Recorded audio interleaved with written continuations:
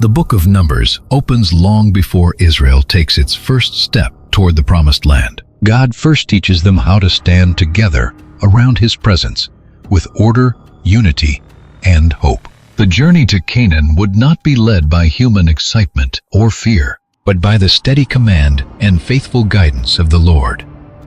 Much like the pioneers of early America who organized their wagon trains around shared values, faith, and a vision of freedom before crossing the vast frontier. In chapter 1 of Numbers, the story opens in the wilderness of Sinai, in the tent of meeting on the first day of the second month in the second year after Israel came out of Egypt. The people have already been delivered from slavery. They have already seen the power of God at the Red Sea. They have already received the law at Mount Sinai.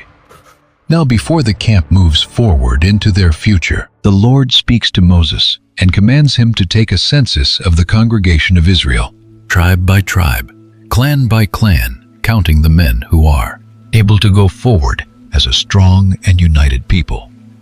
The scene is full of purpose and hope. Moses and Aaron stand with leaders from every tribe, and the names of Israel begin to be counted with care and dignity.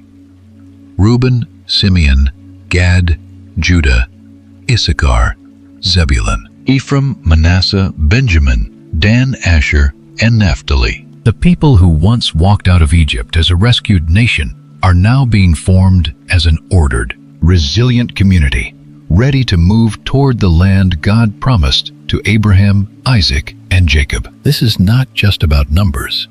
It is about identity, responsibility, and readiness, like the founding generation of America counting citizens, and organizing communities to build a new nation grounded in liberty and faith. But in chapter 1, one tribe is treated differently, with special honor. The Levites are not counted among the warriors because their assignment is not the battlefield. Their responsibility is the tabernacle, the very heart of the nation's life with God.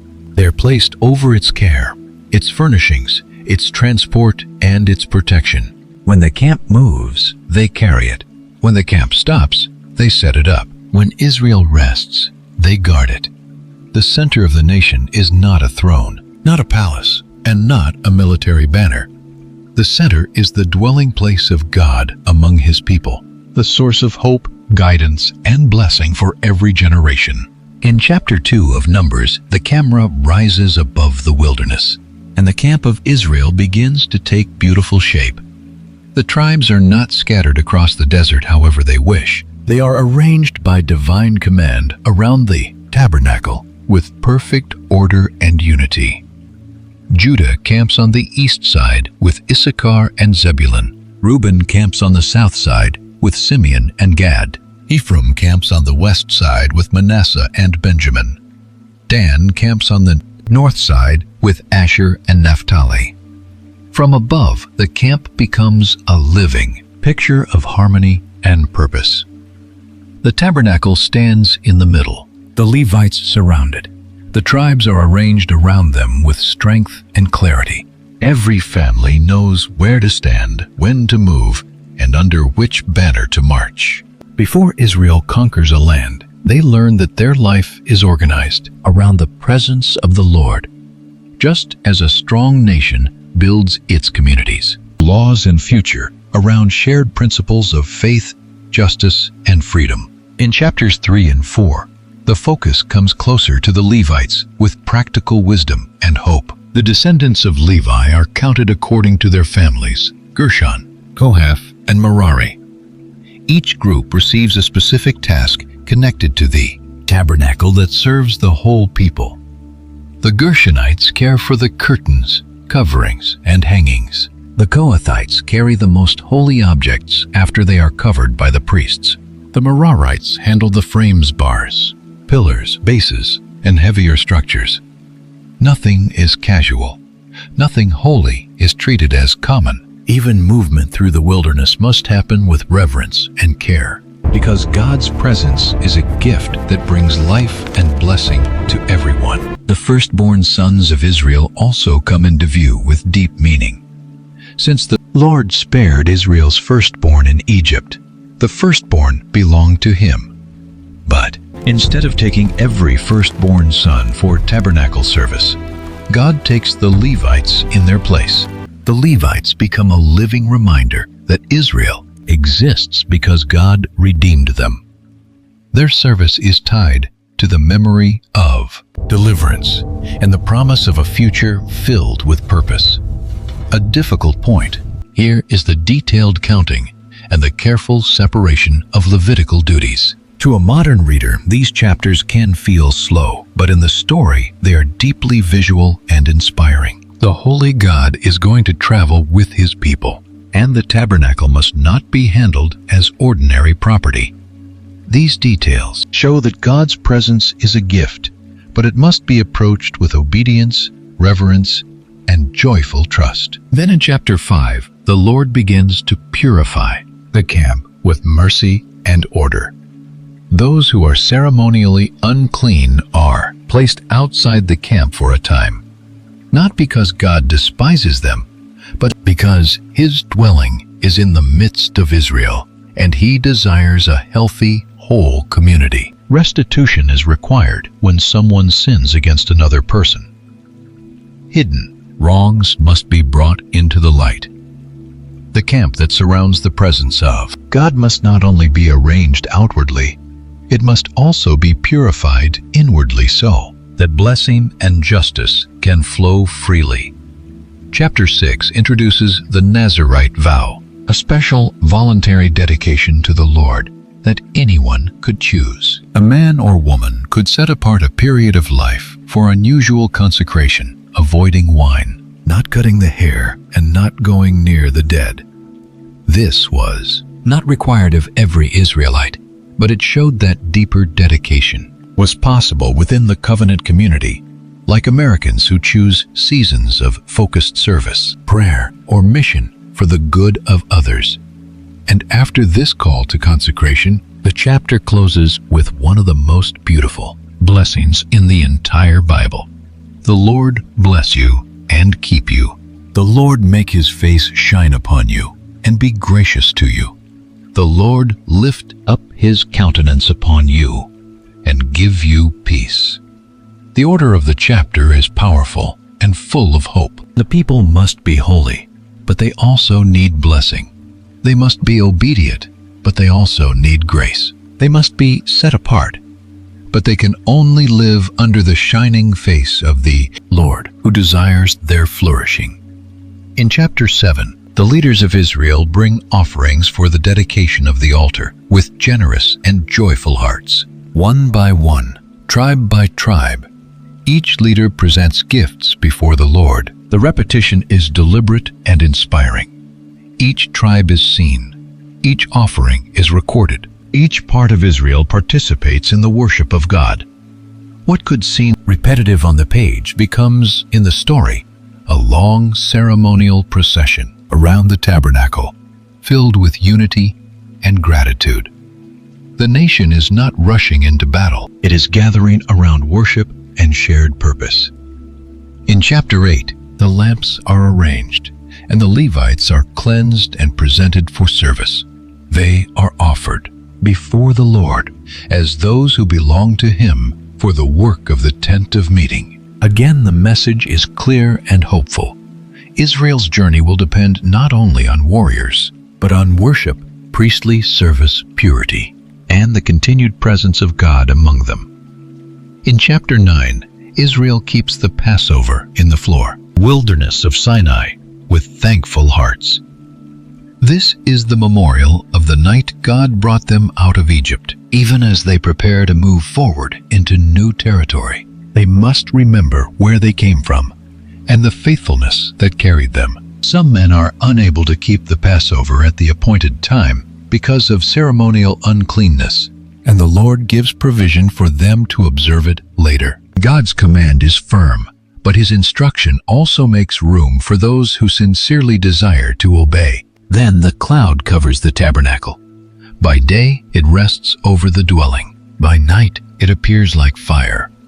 When the cloud lifts, Israel sets out. When the cloud stays, Israel remains. Whether for many days or only from evening until morning. The people move only at the command of the Lord. Their calendar, their direction, and their pace are governed by the presence of God, just as a nation guided by faith moves forward under divine providence rather than fear or haste. By chapter 10, silver trumpets are made for summoning the congregation and directing the movement of the camp with clarity and celebration.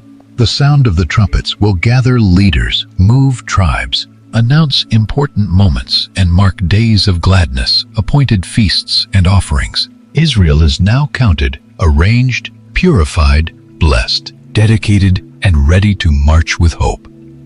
The beginning of Numbers shows that the road to the promise does not start with chaos, but with God forming a people around himself with order, purpose, and blessing. Before the wilderness tests begin in full, before rebellion rises, before the nation reaches the border of Canaan, the Lord establishes the pattern. His presence in the center, His word giving direction, His people moving only when He commands. The camp is finally ordered.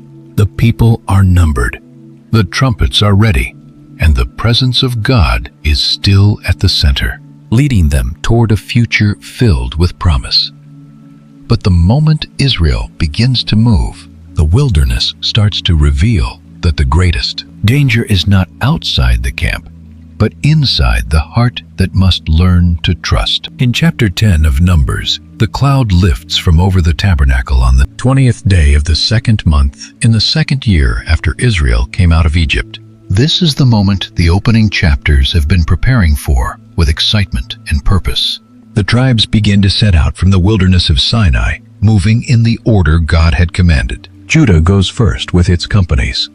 Then the tabernacle is taken down, and the Levites carry its parts. Tribe after tribe follows, and the camp that had been arranged around the presence of the Lord now becomes a moving nation in the desert, filled with hope and direction. The scene is powerful. Israel is no longer standing still at Sinai. The mountain where they received the law is behind them. The land promised to their fathers is ahead of them. The Ark of the Covenant goes before them to seek out a resting place. And the cloud of the Lord is over them by day. Moses speaks words of movement and protection as the ark sets out, asking the Lord to rise up and scatter his enemies. When it rests, he calls for the Lord to return to the many thousands of Israel. Even in this movement, Moses also speaks to Hobab, his relative, asking him to come with Israel and help guide them through the wilderness. Moses knows the Lord is leading by the cloud, but he also recognizes the value of someone who understands the terrain. The journey is both supernatural and practical. God leads his people, and yet the road still passes through real desert, real camps, real decisions, and real human weakness. Trusting God did not mean ignoring practical wisdom just as American.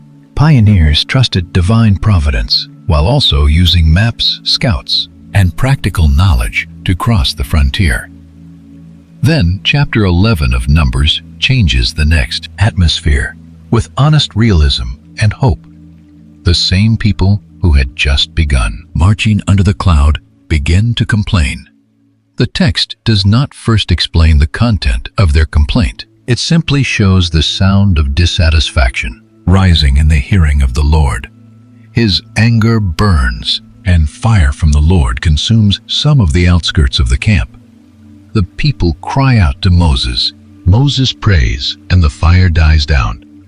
The place is called Taberah, because the fire of the Lord burned among them. The journey has barely begun, and already the ordered camp is becoming a complaining camp. What looked structured from above is troubled within. But the complaint deepens with a craving that spreads among them. The mixed multitude begins to desire other food, and the Israelites join in the weeping. They remember Egypt not as the place of slavery, but as the place where they ate fish, cucumbers, melons, leeks, onions, and garlic. The memory is selective. They remember the taste of food, but not the weight of chains. They forget the cries of bondage and speak as if Egypt had been a feast. And in the middle of the camp, the manna is still there. The text describes the manna carefully. It comes from God. It appears with the dew. The people gather it, grind it, beat it, boil it, and make cakes from it. It is provision in the wilderness. But the people look at God's daily mercy and say their appetite has dried up. They want meat. They want Egypt's flavor more than heaven's provision. Moses hears the people weeping throughout their clans, each one at the entrance of his tent. The burden becomes unbearable. He turns to the Lord and asks why the weight of this people has been placed on him. He says he did not conceive them, did not give birth to them, and cannot carry them like a nurse carrying an infant to the land God promised. The leader who had stood before Pharaoh now stands crushed by the complaints of the redeemed. God answers Moses in two ways filled with mercy and wisdom. First, he tells Moses to gather 70 elders of Israel. The Lord will take some of the spirit that is on Moses and place it upon them, so they can bear the burden of the people with him. Second, the Lord says he will give the people meat, not for 1 day, or 2 days, or 5 days, but until it becomes loathsome to them, because they have rejected the Lord who is among them, and cried for Egypt. Moses struggles to imagine how such a thing could happen. The people are vast. The wilderness is empty. But the Lord responds by asking whether his hand has become short. The question cuts through the whole crisis with hope. Israel's problem is not only appetite, it is unbelief. They are standing under the cloud, eating bread from heaven, and still doubting whether the Lord can provide. When the 70 elders gather around the tent, the Lord comes down in the cloud and gives them the Spirit. They prophesy, showing publicly that God has shared the burden of leadership. Even Eldad and Medad, who remain in the camp, receive the Spirit and prophesy there. Joshua wants Moses to stop them, but Moses refuses. He is not jealous for his position. He wishes that all the Lord's people were prophets, and that the Lord would put his Spirit upon them. Then the wind comes from the Lord and brings quail from the sea. The camp is surrounded with meat. The people gather it greedily. But while the meat is still between their teeth, judgment falls. A severe plague strikes the people who craved, and the place is called Kibroth Hattava, the graves of craving. The name itself becomes a warning carved into the journey. Desire without trust can become destruction. But even here, God's mercy continues to teach and shape his people for the future. The story moves into chapter 12 of Numbers, and the rebellion now reaches Moses' own family. Miriam and Aaron speak against him because of the Cushite woman he had married. But their complaint quickly reveals something deeper.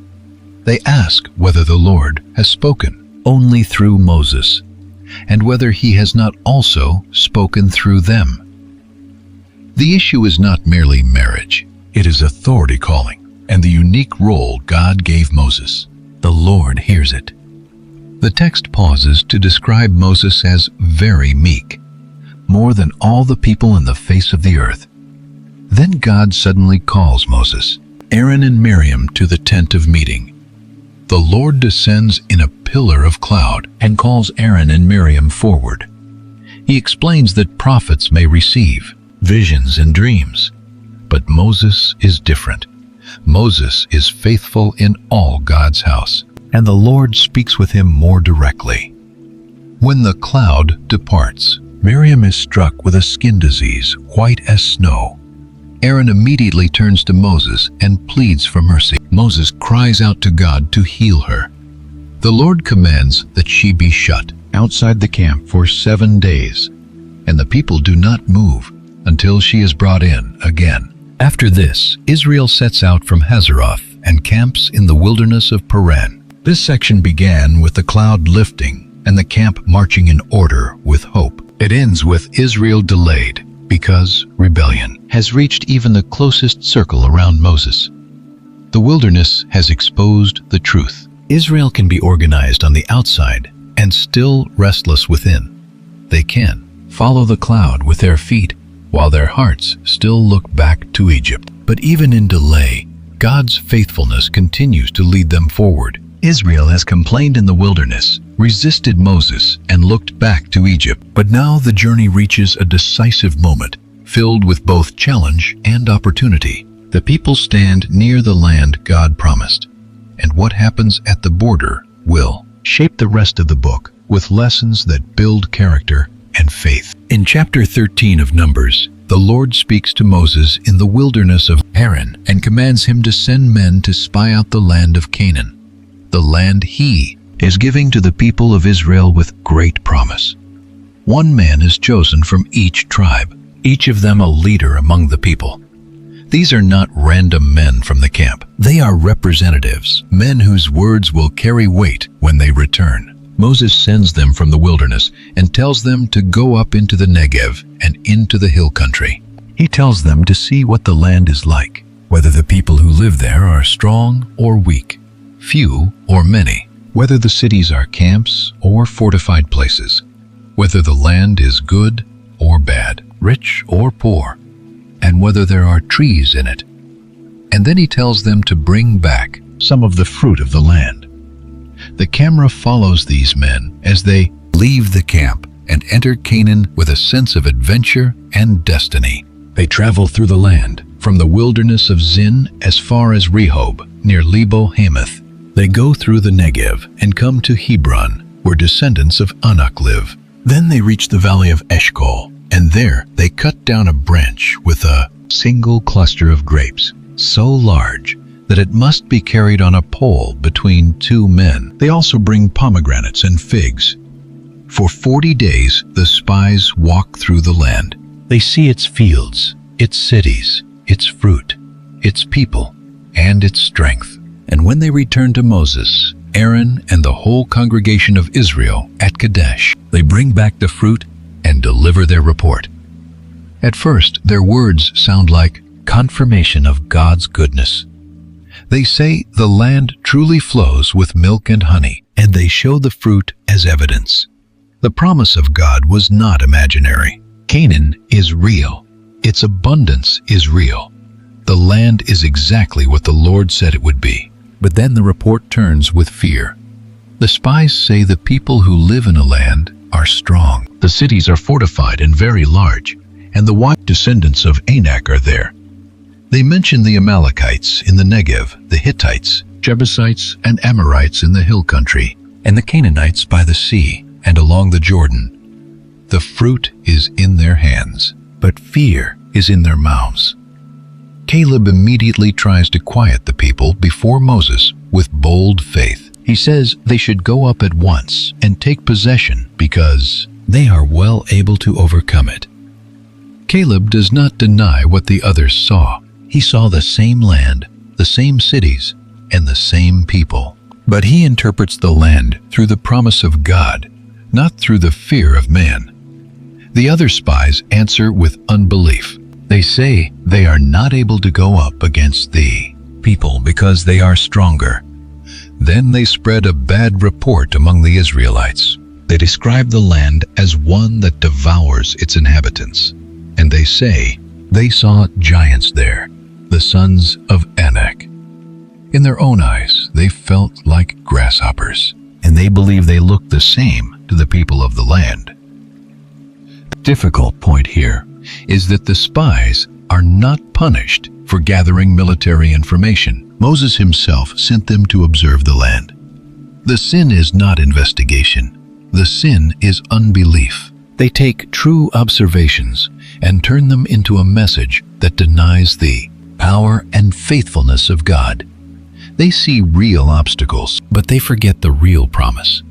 In chapter 14 of Numbers, the report spreads through the camp, and the whole congregation lifts up their voices and cries. The people weep through the night. Then they begin to speak against Moses and Aaron, saying they wish they had died in Egypt or in the wilderness. They ask why the Lord is bringing them into this land only to fall by the sword, and they say their wives and children will become prey. Then the rebellion becomes even clearer. They say it would be better to go back to Egypt, and they begin talking about choosing a leader to take them back. At the edge of the promise, Israel wants to return to the place of slavery. Moses and Aaron fall on their faces before the assembly. Joshua and Caleb tear their clothes. They speak to the people and say, "The land is exceedingly good. If the Lord delights in them, He will bring them into it and give it to them." They warn the people not to rebel against the Lord and not to fear these people of the land, because the Lord is with Israel. But the congregation does not listen. Instead, they speak of stoning them. Then the glory of the Lord appears at the tent of meeting before all the people of Israel. The Lord speaks to Moses and asks how long this people will despise him, and how long they will not believe in him, despite all the signs he has done among them. The issue is now exposed. Their fear of Canaan is actually unbelief toward God. They are not merely afraid of giants. They are refusing to trust the God who delivered them from Egypt, carried them through the sea, fed them in the wilderness, and led them by cloud and fire. The Lord declares judgment, but Moses intercedes with powerful faith. He appeals to the reputation of God among the nations and to the Lord's own revealed character, slow to anger, abounding in steadfast love, forgiving iniquity and transgression, yet not clearing the guilty. Moses asks the Lord to pardon the people according to the greatness of his mercy. The Lord answers that he has pardoned according to Moses' word. Israel will not be destroyed as a nation, but the rebellious generation will not enter the land. The men who saw God's glory and his signs and yet tested him again and again will die in the wilderness. Their children, whom they claimed would become prey, will be brought into the land. Caleb, because he had a different spirit and followed the Lord fully, will enter. Joshua also will live to enter. Then the sentence is given. According to the 40 days, the spies searched the land. Israel will bear its iniquity for 40 years. The journey that could have moved toward inheritance now becomes a long wilderness journey filled with lessons. The border of promise becomes the doorway to delay that ultimately builds character and deeper trust. When Moses tells the people the Lord's words, they mourn greatly. Early the next morning, they try to go up to the heights of the hill country, saying they are ready to enter the place the Lord promised. But now it is presumption, not faith. Moses warns them not to go, because the Lord is not among them for this attempt. They go anyway, without the Ark of the Covenant, and without Moses leaving the camp. The Amalekites and Canaanites come down and defeat them. The tragedy is complete. When God said go, they refused. When God said do not go, they went. Their problem was never the land itself. It was a heart that would not move under the command of the Lord. Numbers chapters 13 and 14 reveal the turning point of the book, with both challenge and hope. The promised land was real. The fruit was real. The word of God was trustworthy. But Israel allowed fear to become rebellion, and unbelief transformed a moment of inheritance into a generation of wandering. Yet even in the wilderness, God's faithfulness continues to prepare a new generation for the promise. After the collapse at the border of Canaan, Israel is no longer moving directly into the land. The wilderness now becomes the place where an unbelieving generation will live under judgment. But even there, God does not stop teaching his people how to belong to him with hope and purpose. In chapter 15 of Numbers, the scene may feel surprising at first. Right after the sentence of wandering, the Lord speaks to Moses about offerings that Israel must bring when they come into the land he is giving them. The people have just lost the privilege of entering immediately. Yet God still speaks about the future with mercy and vision. Burnt offerings, sacrifices, grain offerings, drink offerings, and first fruits are described as part of Israel's worship when they finally settled in Canaan. This is not a random interruption. It is a quiet sign of mercy inside judgment. The rebellious generation will die in the wilderness, but the promise itself has not died. God is still preparing Israel for the land. The road will be longer now, but the covenant purpose continues with hope. The chapter also teaches the difference between sins committed unintentionally and sins committed with a high hand. If the congregation sins unintentionally, sacrifice is provided. If an individual sins unintentionally, sacrifice is also provided. But the person who acts defiantly, despising the word of the Lord, places himself under judgment. Then the text gives a concrete example. A man is found gathering sticks on the Sabbath. He is brought before Moses. Aaron and the congregation and the Lord gives judgment. This is a difficult moment for modern readers because the punishment can feel severe. But within the story, the Sabbath was not a small custom. It was a covenant sign given to Israel, tied to God's authority, creation, and redemption. The issue is not merely picking up sticks. The text presents a public act of defiance inside a nation being taught to live under God's holy command with order and blessing. At the end of chapter 15, the Lord commands Israel to make tassels on the corners of their garments with a cord of blue. These tassels were to remind them of the commandments of the Lord, so they would not follow their own hearts and eyes. The people who had just followed fear at the border now receive a visible reminder. Do not live by what your eyes desire. Remember the word of the Lord. Then chapter 16 of Numbers moves from instruction to crisis, with important lessons about unity and humility. Korah from the tribe of Levi rises up with Dathan and Abiram from the tribe of Reuben, along with 250 leaders of the congregation. These are not outsiders, they are known men with influence.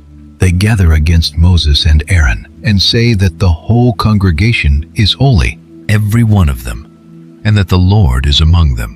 Then they ask why Moses and Aaron exalt themselves above the assembly. The words sound spiritual, but the rebellion is dangerous. Korah is a Levite already set apart for service, but he reaches for priestly authority that God had not given him. Dathan and Abiram refuse even to come when Moses calls them. They accuse Moses of bringing Israel out of a land flowing with milk and honey, only to kill them in the wilderness.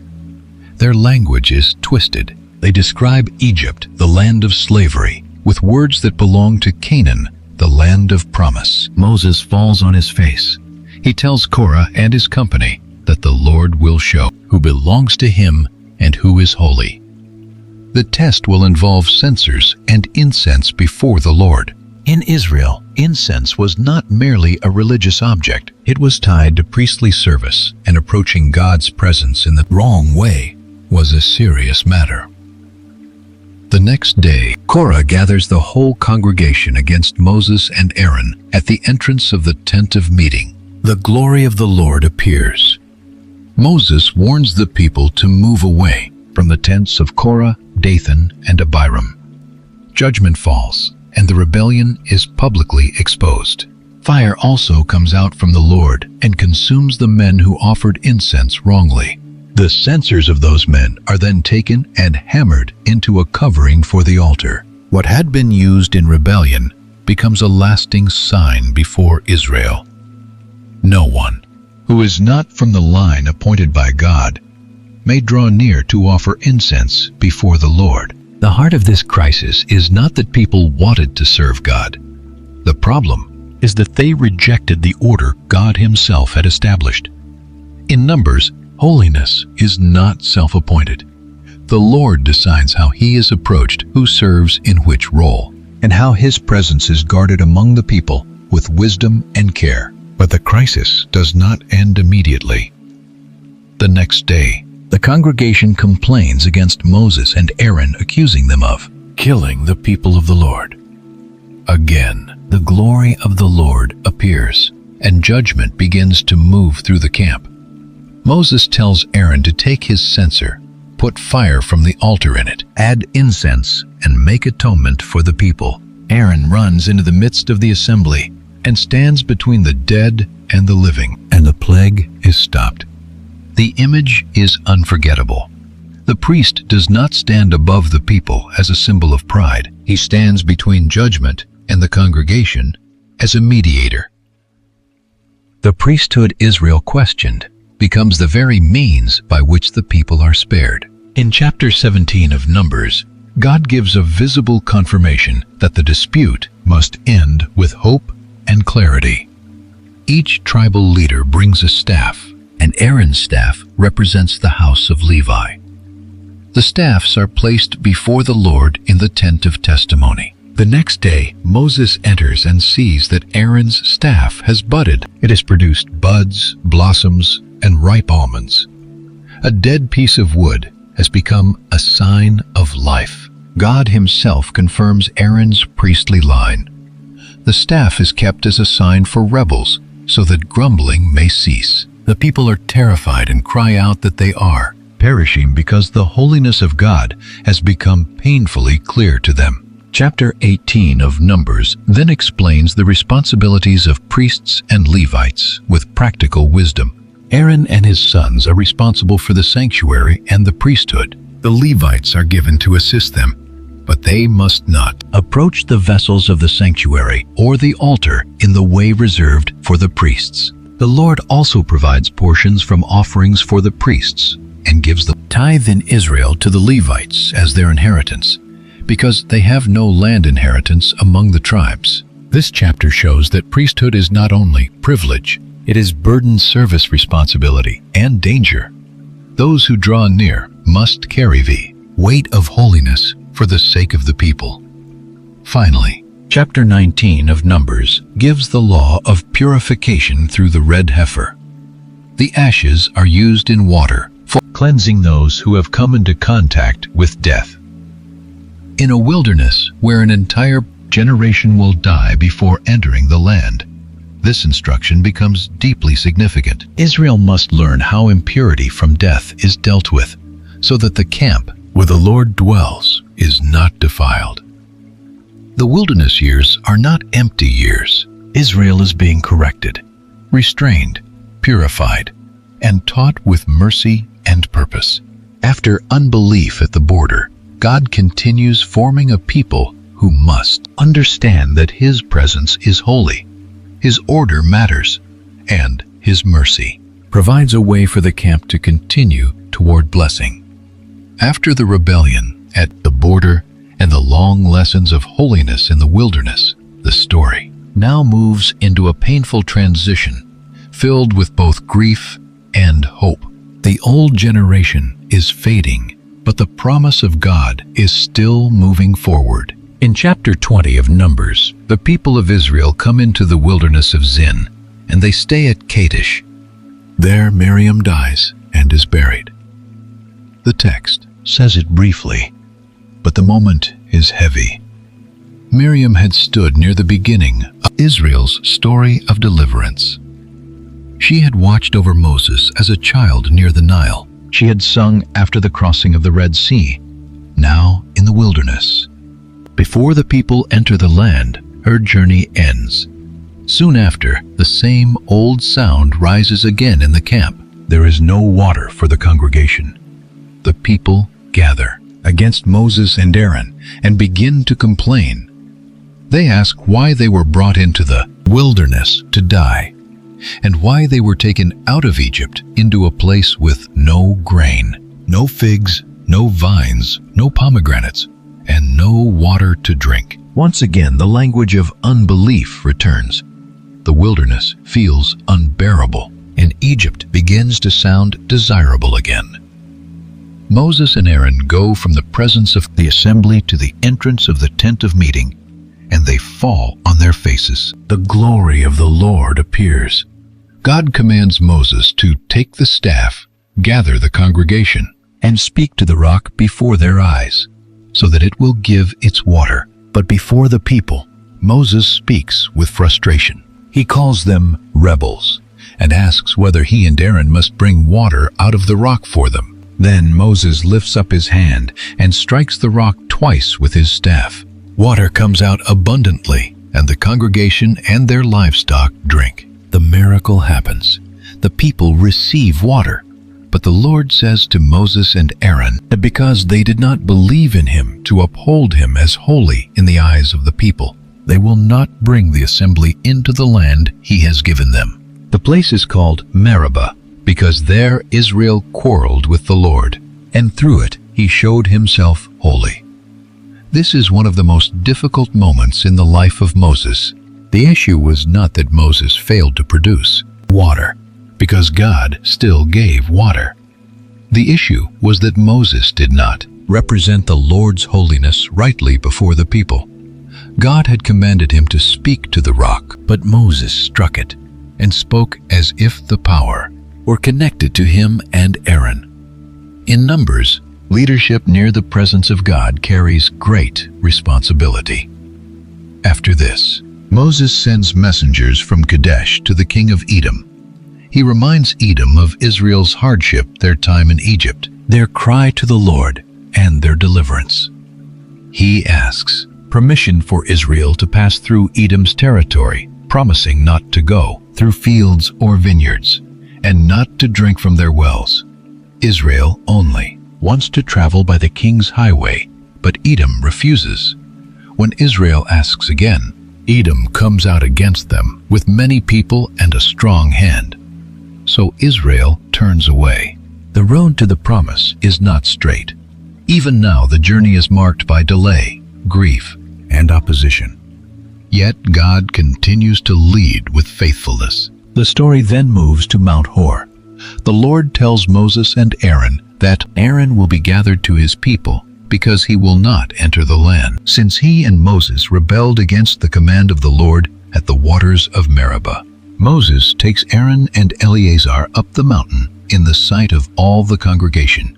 Aaron's priestly garments are removed and placed on Eleazar his son. Then Aaron dies there on the top of the mountain. The scene is quiet and solemn. The first high priest of Israel is gone.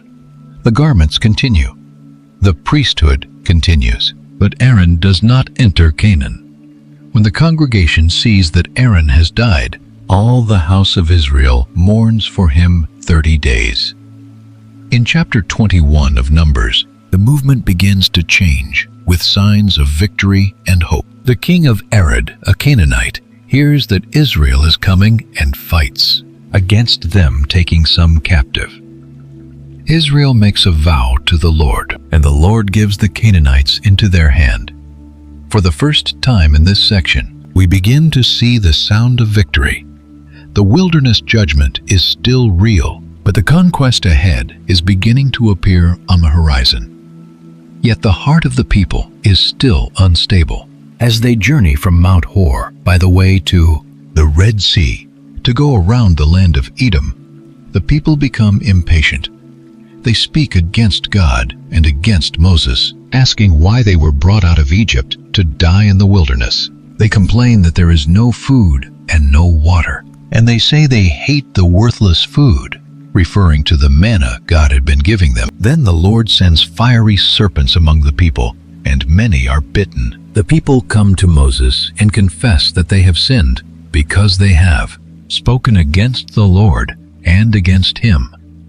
They ask Moses to pray. Moses prays for the people, and the Lord tells him to make a bronze serpent and set it on a pole. Whoever is bitten and looks at it will live. Moses makes it, lifts it up, and those who look are healed.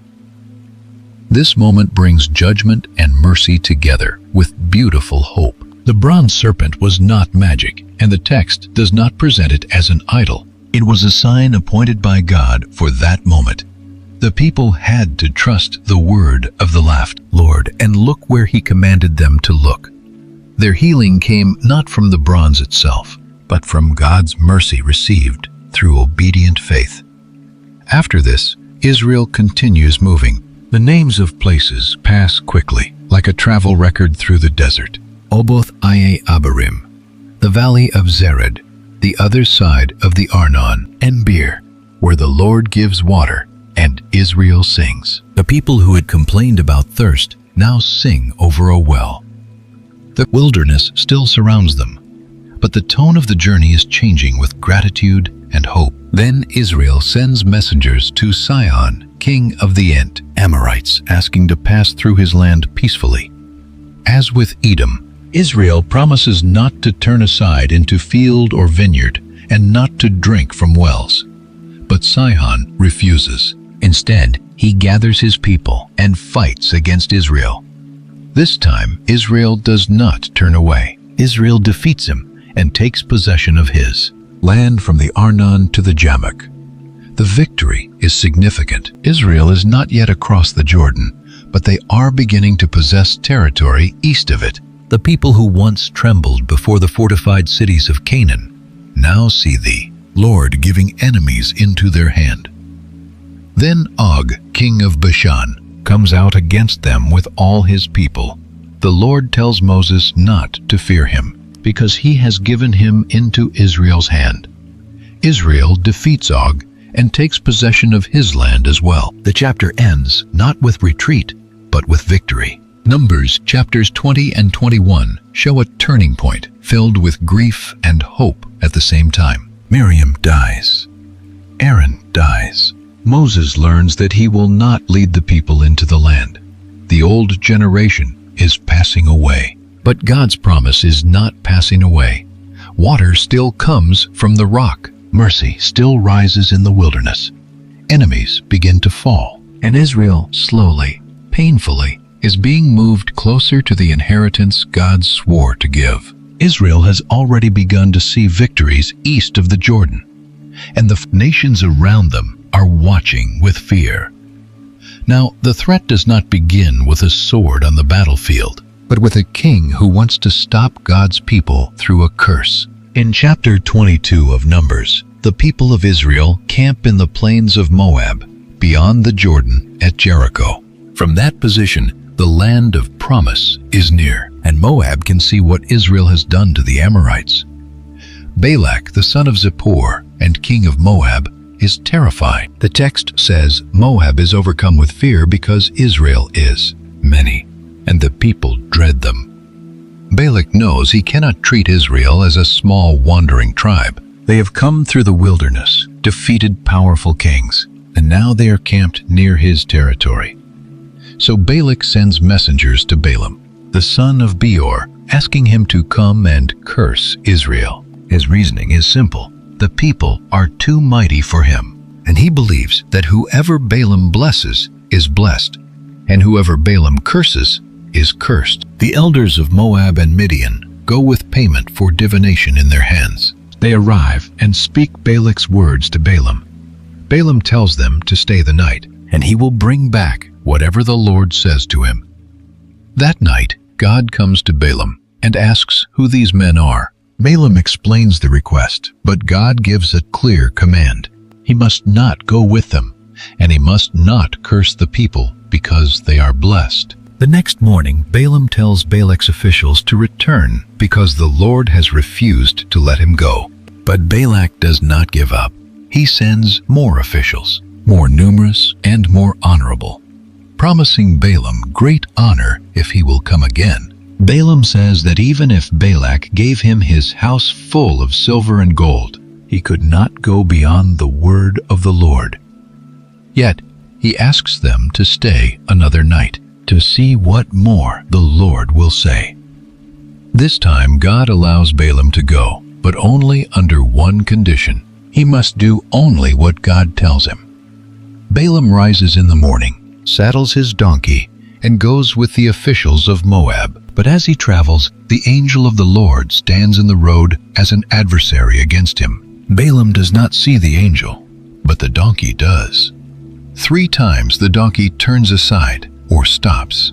3 times Balaam strikes the animal. Then the Lord opens the donkey's mouth, and she speaks to Balaam. After this, the Lord opens Balaam's eyes, and he sees the angel standing in the way with a drawn sword. This is one of the most unusual scenes in Numbers. The point is not to make the story strange for its own sake, but to expose Balaam's spiritual blindness. The prophet who claims to hear divine messages cannot see what his donkey sees. God is showing that Balaam's path is dangerous, and that he may only speak the word God permits. Balaam confesses that he has sinned and says he will turn back if the journey is evil in the angel's sight. But the angel tells him to go with the men, while warning him again, he must speak only the word given to him. When Balaam finally meets Balak, the king brings him up to a place where he can see part of Israel's camp. In chapter 23 of Numbers, Balak takes Balaam to Bamoth Baal. From there, Balaam can see the edge of the people.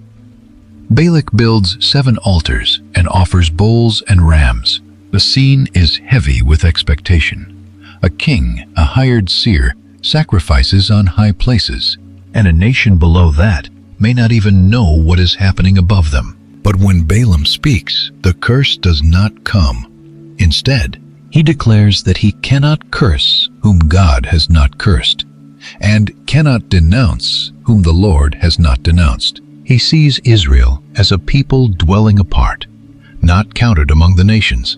He even says, in effect, that he wants his end to be like theirs. Balak is frustrated. He brought Balaam to curse his enemies, but Balaam has blessed them. Balaam answers that he must be careful to speak what the Lord puts in his mouth. Balak tries again. He takes Balaam to another place, the field of Zophim, on top of Pisgah. Again, 7 altars are built. Again, offerings are made. Again, Balak waits for a curse. But again, God puts a word in Balaam's mouth. This time, Balaam declares that God is not a man that he should lie, nor a son of man that he should change his mind. What God has spoken, he will do. Balaam says he received a command to bless, and God has blessed, and he cannot reverse it. The message grows stronger. No misfortune is seen against Jacob, no trouble against Israel. The Lord their God is with them, and the shout of a king is among them. God brought them out of Egypt, and no enchantment or divination can succeed against Jacob and Israel. Balak now tells Balaam neither to curse them nor bless them, but Balaam reminds him again that whatever the Lord speaks, that is what he must do. Still, Balak tries a third time. He takes Balaam to the top of Peor, overlooking the wilderness. In chapter 24 of Numbers, Balaam sees that it pleases the Lord to bless Israel, and he does not seek omens as before. He looks out over the wilderness and sees Israel camping tribe by tribe. Then the Spirit of God comes upon him, and he speaks another oracle. This time, the view is wide and beautiful. Israel is pictured like valleys stretching out, like gardens beside a river, like aloes planted by the Lord, like cedars beside the waters. Their king will be exalted, and their kingdom lifted up. Balak's anger burns. He strikes his hands together and says he called Balaam to curse his enemies. But Balaam has blessed them these 3 times. Balaam answers that he had already told the messengers he could not go beyond the command of the Lord, whether for good or bad, but only say what the Lord speaks. Then Balaam gives one more message before leaving. He speaks of what Israel will do to Moab in the latter days. He sees a figure rising from Israel, a star coming out of Jacob, and a scepter rising out of Israel.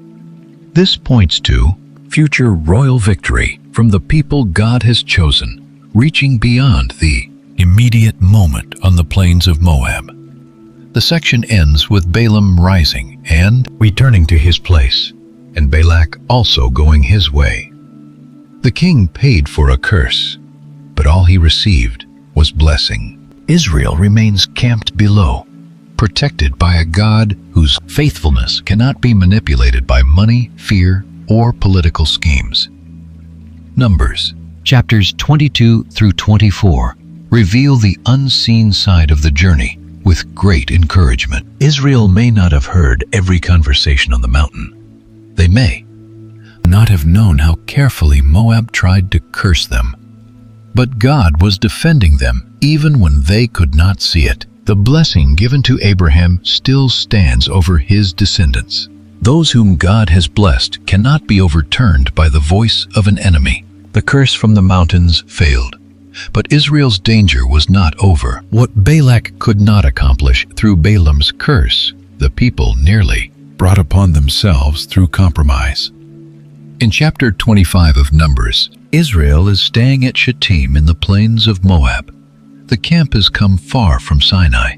Victories have already begun east of the Jordan. The land of promise is close. But at this critical moment, the people begin to sin with the daughters of Moab. These women invite them to the sacrifices of their gods, and Israel eats, bows down, and joins itself to Baal of Peor. The movement is quiet at first, but devastating. This is not a military defeat. No army breaks through the camp. No king wins a battle against Israel. The danger enters through desire, worship, and spiritual compromise. The people who could not be cursed from the outside are now defiling themselves from within. The anger of the Lord burns against Israel, and judgment falls. The Lord commands Moses to deal with the leaders involved, so that his fierce anger may turn away from the people.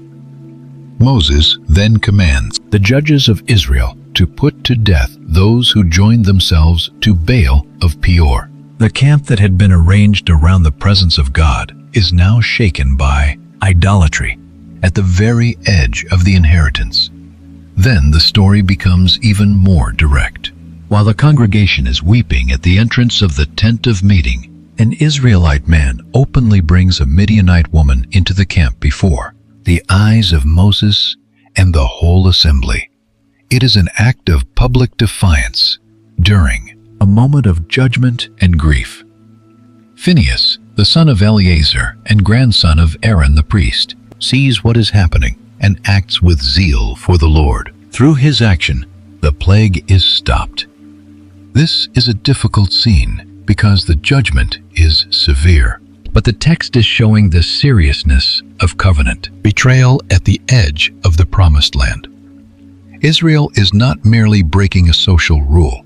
They are joining themselves to another God, while the Lord dwells in their midst. Phinehas' action is presented as zeal for God's holiness, not personal revenge, and the result is that judgment against the wider congregation is stopped. The number of those who die in the plague is 24,000.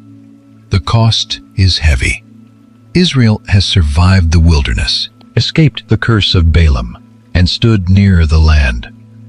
Yet this moment shows that their greatest enemy may still be the turning of their own hearts away from the Lord. After this, the Lord speaks to Moses and says that Phinehas has turned back his wrath from the people of Israel because he was jealous with God's jealousy among them. The Lord gives him a covenant of peace and a covenant of perpetual priesthood because he was zealous for his God and made atonement for the people of Israel. The names of the man and woman involved are then given. The Israelite man was Zimri, a leader from the tribe of Simeon. The Midianite woman was Cosbi, the daughter of a leader among the Midianites. This detail matters because the sin was not hidden among unknown people at the edge of the camp. It reached into leadership and influence. The rebellion was not small, and its public nature made it even more dangerous for the whole congregation. At the end of chapter 25, the Lord commands Israel to treat the Midianites as enemies because they had troubled Israel with their schemes, especially in the matter of Peor. The section closes with the memory of spiritual seduction still hanging over the camp. Israel is alive, but wounded, preserved, but warned. Then chapter 26 of Numbers opens with a major turning point, filled with hope. After the plague, the Lord speaks to Moses and Eleazar the priest and commands them to take a census of the whole congregation of Israel, from 20 years old and upward, all who are able to go to war. This echoes the beginning of the book, when the first generation was counted at Sinai.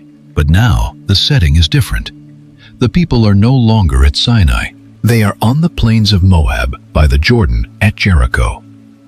The old generation has fallen in the wilderness, just as the Lord had declared.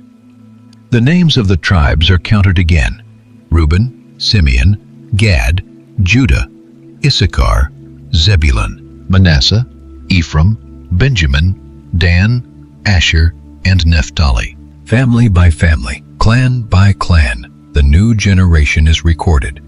The census is not just an administrative list. It is the sign that the story has not ended. The people who came out of Egypt in unbelief have passed away, but the promise has continued to move through their children with new opportunity and hope. The tribe of Levi is also counted separately because the Levites still have no inheritance of land among the children of Israel. Their place remains connected to the service of the Lord. Even now, as the nation prepares for inheritance worship and priestly service remain at the center of Israel's identity. Near the end of chapter 26, the text makes the meaning unmistakable. Among those counted by Moses and Eleazar, there was not one of the men counted earlier by Moses and Aaron in the wilderness of Sinai, because the Lord had said they would die in the wilderness.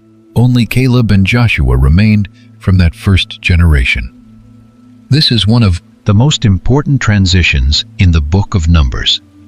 The judgment spoken at Kadesh has been fulfilled.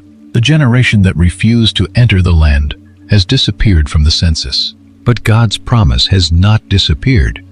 A new generation now stands where their fathers once failed. They are counted not merely as survivors, but as heirs, ready to receive the inheritance with faith and responsibility.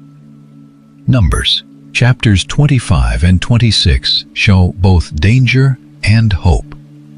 Baal Peor reveals that Israel can still fall when their hearts turn from the Lord. The second census reveals that God is still faithful even after years of judgment. The wilderness has buried a generation of unbelief. But on the plains of Moab beside the Jordan, another generation is being numbered for the inheritance with fresh opportunity and hope. After the new generation is counted on the plains of Moab, the story begins to look beyond the wilderness with vision and purpose. Israel is no longer only surviving the desert. They are being prepared to live in the desert land as a covenant people with justice, leadership, and worship at the center. In chapter 27 of Numbers, the daughters of Zelophehad come forward with courage and faith. Their father had died in the wilderness, but he had no sons. These women stand before Moses, Eleazar the priest, the leaders, and the whole congregation at the entrance of the tent of meeting. Their request is clear. Their father's name should not disappear from his clan simply because he had no son. They ask for an inheritance among their father's brothers. This moment is quiet but very important. Israel is standing near the land, and the question is no longer only how to march, how to camp, or how to survive. Now the question is how the inheritance will be preserved with fairness and hope. The daughters of Zelophehad are not rebelling. They are appealing within the covenant, asking that their family not be erased from the promise. Moses brings their case before the Lord, and the Lord says that the daughters of Zelophehad are right. They are to receive their father's inheritance. Then God gives a broader instruction for Israel. If a man dies and has no son, his inheritance may pass to his daughter. And if he has no daughter, then to his brothers, and so on through the nearest relatives. This point matters because the land was not treated as ordinary property in Israel. The inheritance was tied to family. tribe promise, and covenant identity. The decision concerning the daughters of Zelophehad shows that God's justice cared for the preservation of a family's place within the promised inheritance, like principles of fairness and opportunity that strengthen families and communities. Then the chapter turns from inheritance to leadership with wisdom. The Lord tells Moses to go up into the mountain of Abarim and see the land he has given to Israel. Moses will see it, but he will not enter it because he rebelled against the Lord's command at the waters of Meribah. The moment is heavy. Moses has carried the people from Egypt through the sea to Sinai and across the wilderness, but his own journey will end before the land is possessed. Moses does not respond by defending himself. Instead, he asks the Lord to appoint a man over the congregation, someone who will go out before them and come in before them, who will lead them out and bring them in, so that the congregation of the Lord will not be like sheep without a shepherd. The Lord commands Moses to take Joshua, a man in whom is the Spirit, and lay his hand on him. Moses is to stand him before Eleazar, the priest, and before the whole congregation, and commission him in their sight. Joshua will not replace Moses as a second Moses, but he will lead Israel forward. He will stand under priestly guidance, and at his word, the people will go out and come in. Moses obeys. He takes Joshua, sets him before Eleazar, and the congregation lays his hands on him and commissions him as the Lord commanded. The leadership transition begins not in panic, but in public order. The people are being prepared to enter the land after Moses and God provides a shepherd for them. Next stage of the promise with hope and continuity. In chapter 28 of Numbers, the focus shifts to worship with joyful rhythm. The Lord speaks to Moses about offerings, saying that Israel must be careful to present his food offerings at their appointed time. The daily offerings are described: first lambs offered morning and evening with grain and drink offerings. Then come the Sabbath offerings, the monthly offerings, the Passover, the Feast of Unleavened Bread, and the Feast of Weeks. The rhythm is clear and inspiring. Israel's future life in the land will not be built only around battles, borders, and tribal inheritance. Their days, weeks, months, and feasts must be ordered around the worship of the Lord. The new generation must learn that the land is a gift, but worship is the heartbeat of life inside that gift. In chapter 29 of Numbers, the appointed offerings continue with the Feast of Trumpets, the Day of Atonement, and the Feast of Booths. The details are many, but the movement is simple. Israel's calendar belongs to God. The nation that was once enslaved under Pharaoh will now live by sacred time under the Lord. Their year will be marked by remembrance, repentance, celebration, and offerings brought before God. These chapters can feel repetitive because the offerings are listed with careful detail. But in the story, this repetition creates rhythm and beauty. Israel is about to enter a land of fields, harvests, cities, and homes. God is teaching them that abundance must not make them forget worship. Every season of life must return to Him with gratitude. Then, chapter 30 of Numbers turns to vows with seriousness and integrity. The Lord gives instructions about promises spoken before Him. If a man makes a vow to the Lord, he must not break his word. He must do according to all that comes out of his mouth. The chapter also addresses favors made by women under the authority of a father or husband in the household structure of ancient Israel, explaining when a vow stands and when it may be annulled. The central issue is the seriousness of words spoken before God. Israel is being prepared to live in the land, and their life must be marked not only by correct sacrifices, but by integrity, worship at the altar, and truthfulness in speech cannot be separated. A covenant people must learn that promises matter. Vows matter, and words spoken before the Lord are not empty sounds. From chapter 27 to chapter 30, the book of Numbers shows a new stage, Israel's preparation with vision and hope. The inheritance must be distributed with justice. Leadership must continue after Moses. Worship must shape the calendar of the nation. Vows must be treated with seriousness before God. The people are no longer being formed only for movement through the wilderness. They are being shaped for life in the land. The old generation died because of unbelief, but the new generation must learn responsibility. They must not simply cross the Jordan and possess territory. They must become a people who live under God's command, with faithful leadership, ordered worship, just inheritance, and truthful hearts before the Lord.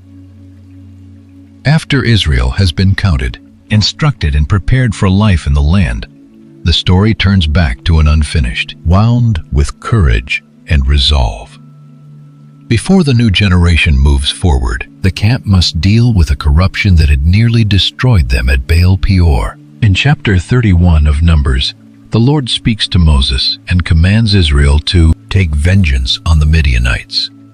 This command is connected to what happened earlier when Israel was drawn into sin, idolatry, and covenant betrayal through the influence of Moab and Midian. The issue is not a random conflict on the edge of the wilderness. The story is returning to the spiritual disaster that brought judgment into the camp and caused thousands in Israel to fall. Moses sends men from the tribes of Israel to war, and Phinehas, the son of Eleazar the priest, goes with them, carrying the holy vessels and the trumpets for the alarm. The presence of Phinehas reminds the audience of Baal Peor. He was the one whose zeal had stopped the plague. Now he appears again as Israel confronts the people connected to that earlier corruption. The battle is described briefly. The kings of Midian fall, and Balaam the son of Beor also dies. His name is important here. Earlier, Balaam could not curse Israel from the mountains because God turned every curse into blessing. But now the text reveals that his influence was still connected to Israel's downfall at Peor. The danger that failed through spoken curses succeeded through seduction and compromise.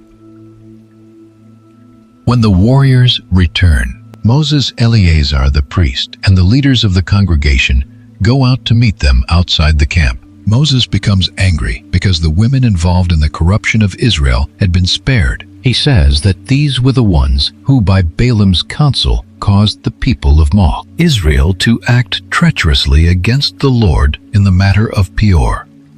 The memory of that sin still hangs over the camp.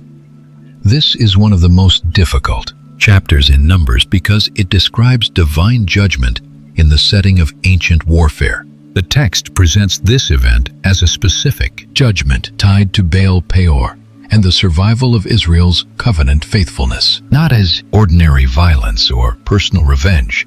It should be handled with sobriety, because the chapter is showing the seriousness of idolatry, corruption, and rebellion near the presence of God. After the battle, the focus turns to purification with order and care. Those who were involved in the war must remain outside the camp for a period of cleansing. Garments, objects, and materials are purified according to the instructions given by Eleazar the priest. Even after victory, Israel cannot simply rush back into the camp as if contact with death and war did not matter. The same holiness that governed the tabernacle, the priesthood, and the wilderness community still governs Israel here. Then the spoils are divided with justice and generosity. A portion is given to the warriors, a portion to the congregation, and offerings are given to the Lord through the priests and Levites. The officers also bring an additional offering from the gold items they received because the men under their charge were preserved. The offering is brought into the tent of meeting as a memorial for the people of Israel before the Lord. This part of the chapter slows the pace after judgment. It shows that even the aftermath of battle must come under divine order. Israel is not free to treat victory as personal gain alone. What is received must be counted, divided, purified, and acknowledged before God. Then chapter 32 of Numbers opens with a new kind of test filled with important lessons about unity and commitment. The tribes of Reuben and Gad have very large herds, and they see that the land of Jazer and Gilead is good for livestock. This land lies east of the Jordan, outside the main territory of Canaan that Israel is preparing to enter. So they come to Moses, Eleazar, and the leaders, and ask to receive this land as their possession. They say, "Do not take us across the Jordan." To them the request may seem practical. The land is good. Their livestock are many. Settlement there would serve their households well. But Moses hears something dangerous beneath the request. He asks whether the brothers should go to war while they sit there. Then he compares their words to the sin of the previous generation, when the spies discouraged the hearts of Israel from entering the land. The memory of Kadesh returns with warning and wisdom. Moses remembers how one generation saw the land, feared the people, refused to enter, and caused Israel to wander until that generation died in the wilderness. He warns Reuben and Gad that if they turn away from following the Lord, they may increase his anger against Israel again.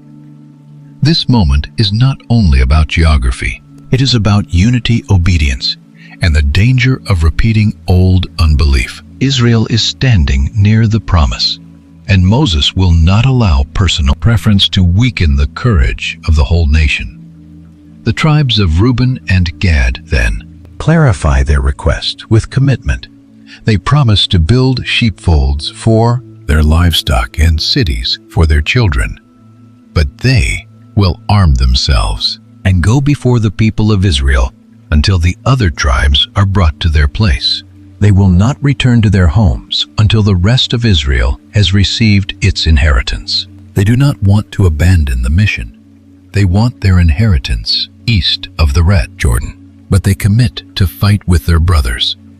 Moses accepts the condition. If they cross over armed before the Lord and help complete the conquest, then the land east of the Jordan may become their possession. But if they do not do what they have promised, they will have sinned against the Lord, and their sin will find them out. Later, half the tribe of Manasseh is also included in this settlement east of the Jordan, and the cities and regions are assigned and rebuilt. The difficult issue here is that the request for land east of the Jordan could have become another moment of refusal, like the rebellion at Kadesh.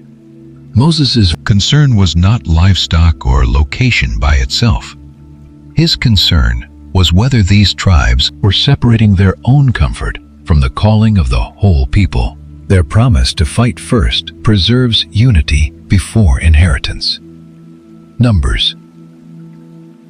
Chapters 31 and 32 show Israel learning covenant loyalty at the edge of the land. The sin of Peor must not be forgotten, because compromise had nearly ruined the people from within. The tribes east of the Jordan must not forget their brothers, because inheritance must not break the unity of the nation. Israel is being taught that receiving land is not enough.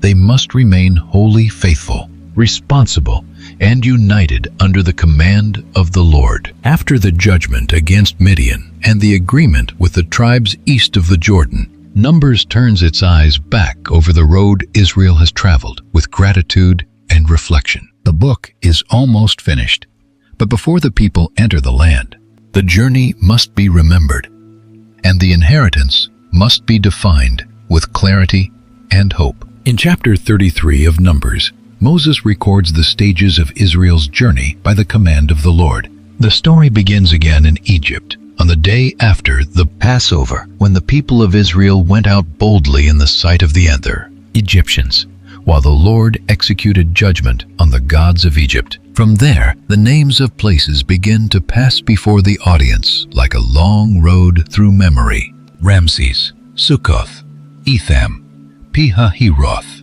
Merah, Elim, the wilderness of Sin, Rephidim, the wilderness of Sinai, and many more stations across the desert. This list is more than a travel record. It is the memory of a generation, carried by God from slavery to the edge of promise. Some places recall thirst, some recall hunger, some recall rebellion, some recall judgment, some recall mercy. The names move quickly, but behind them are years of wandering graves in the wilderness. Daily manna, the cloud of the Lord, and the patient faithfulness of God. The record, finally, brings Israel to the plains of Moab by the Jordan at Jericho. The people are not inside Canaan yet, but they are close enough to see that the long journey has reached its final border. Then the Lord speaks to Moses and gives a warning for the land ahead. When Israel crosses the Jordan, they must drive out the inhabitants of the land, destroy their carved images and high places, and take possession of the land. If they do not, those who remain will become trouble for them. This instruction can sound difficult because it deals with judgment against the peoples and worship systems of Canaan. Within the story of Numbers, the concern is covenant faithfulness. Israel is being warned that the idolatry of the land must not be preserved inside the life of the people. The issue is not curiosity about other nations. It is the danger of Israel being drawn away from the Lord who brought them out of Egypt. In chapter 34 of Numbers, the Lord defines the boundaries of the land with precision and promise. The southern border, the western border along the Great Sea, the northern border and the eastern border are described. This is not vague hope anymore. The promise begins to take shape as actual territory. The land is named, marked, and prepared for distribution. Then the Lord names the men who will help divide the inheritance. Eleazar the priest and Joshua son of Nun will lead the process, and one leader from each tribe will assist them. The inheritance will not be seized in confusion. It will be received under appointed leadership with priestly oversight and tribal responsibility. The same God who ordered the camp at the beginning of the book now orders the inheritance at the end, with justice and hope. In chapter 35 of Numbers, the Lord gives instructions for the Levites with care and provision. They will not receive a tribal territory like the other tribes, but they must be given cities to live in, along with pasture lands around them. 48 cities are assigned to the Levites from the inheritance of the other tribes. This means the servants of the sanctuary will be spread throughout Israel, not isolated in one corner of the land. Among these Levitical cities, 6 are to become cities of refuge. If someone kills another person unintentionally, he may flee there until proper judgment is made. 3 cities are to be on the east side of the Jordan, and 3 in the land of Canaan. The chapter then distinguishes between intentional murder and accidental killing, requiring justice, while also protecting the one who did not act with murderous intent. The cities of refuge show that life in the land must be governed by holiness and justice. Israel is not entering Canaan to become a lawless people. Bloodshed matters. Intent matters. Witnesses matter. Judgment must not be driven by private revenge, but by truth before God. The land belongs to the Lord, and it must not be polluted by violence or injustice. The city of refuge can be confusing if it is read only as an escape from punishment. In the text, it is not a way to ignore justice. It is a protected place where the case can be judged rightly. The goal is to prevent revenge from replacing lawful judgment, while still treating human life as sacred before God. Finally, in chapter 36 of Numbers, the daughters of Zelophehad return to the story with wisdom and obedience. Earlier, their request established that daughters could receive inheritance when there was no son. Now the leaders of their tribe raise another concern. If these daughters marry men from another tribe, their inheritance could pass from the tribe of Manasseh to another tribe. The question is not whether they may inherit, but how the tribal inheritance will remain intact. Moses gives the command of the Lord. The daughters of Zelophehad may marry whom they think best, but only within the clan of their father's tribe. In this way, their inheritance is protected. Their father's name is preserved, and the tribal boundaries remain stable. The daughters obey, and the book closes with this final note of covenant order. It is a quiet ending, but it fits the whole book with beauty and purpose. Numbers began with a census at Sinai, with tribes arranged around the tabernacle, each person and family placed under the command of the Lord. It ends with a new generation on the plains of Moab, with a journey remembered, the land defined, the Levites provided for, justice established, and inheritance protected. The people are still not inside the land. Moses is still on the eastern side of the Jordan. The promise has not yet been fully possessed. But the book leaves Israel standing at the edge, no longer the same people who refused to enter at Kadesh. The old generation has fallen. A new generation has been counted. And above every failure of Israel, one truth remains. God's promise survived the wilderness. Numbers is the story of a faithful God carrying an unfaithful people toward the inheritance he swore to give. The desert exposed their fear, rebellion, complaints, and compromise. But it also revealed the patience, holiness, mercy, justice, and covenant faithfulness of the Lord. The book ends with Israel ready to enter, because God has not abandoned what he promised. And so we come to the end of our journey through the book of Numbers. If you have stayed with this story until now, I want to invite you to mark this moment, not just as something you watched, but as something God can use to speak to your heart. Write in the comments, I understood the message of Numbers. I want to walk with God, not wander from him. This is more than a comment. It is a declaration. It is a way of saying, Lord, I do not want my life to be marked by unbelief, rebellion, and going in circles. I want to trust your voice. I want to follow your presence. I want to move when you lead. Because the book of Numbers is not only the story of Israel in the wilderness, it is also a mirror. It shows us what happens when a people are rescued by God, provided for by God, protected by God, and yet still struggle to trust him. It shows us the danger of looking back to Egypt when God is calling us forward. It shows us that unbelief can delay what obedience was meant to receive. But it also shows us something greater. The faithfulness of God is stronger than the failure of his people. So I want to ask you, what spoke to you the most in this book? Was it the ordered camp around the presence of God? Was it the complaints in the wilderness and God's patient provision? Was it the tragedy at the border of the promised land and the hope that followed? Was it the mercy of God even after rebellion? Was it the bronze serpent lifted up in the wilderness, pointing to healing through faith? Was it the truth that no curse can overturn what God has blessed? Share it in the comments. Your testimony can strengthen someone else who is also walking through a wilderness season with hope and courage. And if you are watching this and you know that your life has been far from God, this is the moment to respond. Do not ignore his voice. Do not keep wandering away from the one who is calling you. The same God who led Israel through the wilderness is the God who now calls you to come to him through Jesus Christ. Jesus is the one who gives life to those who are lost, forgiveness to those who repent, and salvation to those who believe.